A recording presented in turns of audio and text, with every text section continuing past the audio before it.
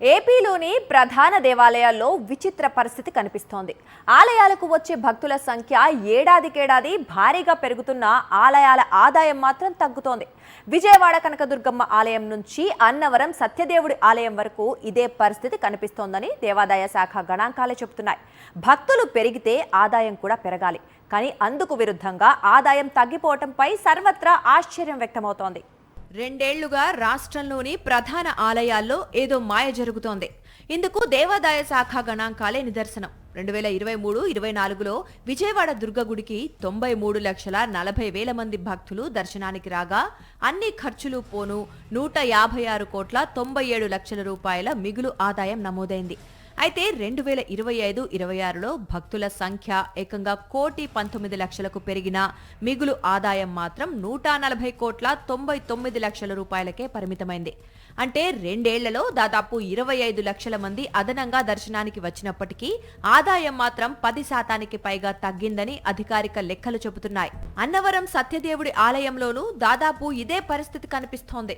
భక్తుల సంఖ్య పెరుగుతుంటే ఆదాయం మాత్రం తగ్గటం చర్చనీయాంశంగా మారింది. 2023-24లో అన్నవరం ఆలయానికి 45,50,000 మంది భక్తులు దర్శనానికి రాగా 84 కోట్ల 82 లక్షల రూపాయల మిగులు ఆదాయం నమోదైంది. కానీ 2025-26లో భక్తుల సంఖ్య 57,87,000కు పెరిగిన ఆదాయం మాత్రం 82 కోట్ల 80 లక్షల రూపాయలకే పరిమితమైంది. పెనుగంచిప్రోలు, పెదకాకాని వంటి ఇతర ప్రధాన ఆలయాల్లోనూ ఇదే ధోరణి కనిపిస్తోందని దేవాదాయ శాఖ గణాంకాలు చెబుతున్నాయి. ఉచిత బస్సు వంటి పథకాలను పరిగణలోకి తీసుకున్న భక్తుల సంఖ్యకు అనుగుణంగా ఆదాయం పెరగకపోవటం పలు అనుమానాలకు తావిస్తోంది. మరోవైపు ప్రధాన ఆలయాల్లో డిజిటల్ సేవల అమలు, దర్శన టికెట్ల వ్యవస్థలో మార్పులు, అలాగే ఇటీవల వెలుగులోకి వచ్చిన అక్రమాల నేపథ్యంలో ఈ ఆదాయ వ్యత్యాసాలపై మరింత చర్చ జరుగుతోంది. దర్శన టికెట్లు, గదుల కేటాయింపును వాట్సాప్ సేవల ద్వారా అందిస్తున్నామని ప్రభుత్వం ప్రచారం చేస్తున్నప్పటికీ పలు ఆలయాల్లో ప్రత్యక్ష టికెట్ కౌంటర్లను భారీగా తగ్గించారు. అన్నవరం ఆలయంలో గత 4 నెలలుగా దాదాపు పూర్తిగా డిజిటల్ విధానాన్ని అమలు చేయడంతో బ్రోకర్లకు అవకాశం పెరిగిందనే ఆరోపణలు వినిపిస్తున్నాయి.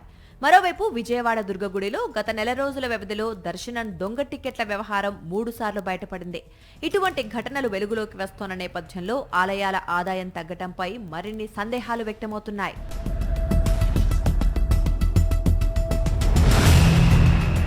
భక్తుల రద్దీ పెరుగుతోంది, కానీ ఆలయాల ఆదాయం తగ్గుతోంది. అధికారిక గణాంకాలు ఒకవైపు, వరుసగా వెలుగులోకి వస్తోన్న అక్రమాల ఆరోపణలు మరోవైపు దేవాలయాల ఆదాయంపై అనేక ప్రశ్నలు లేవనెత్తుతున్నాయి.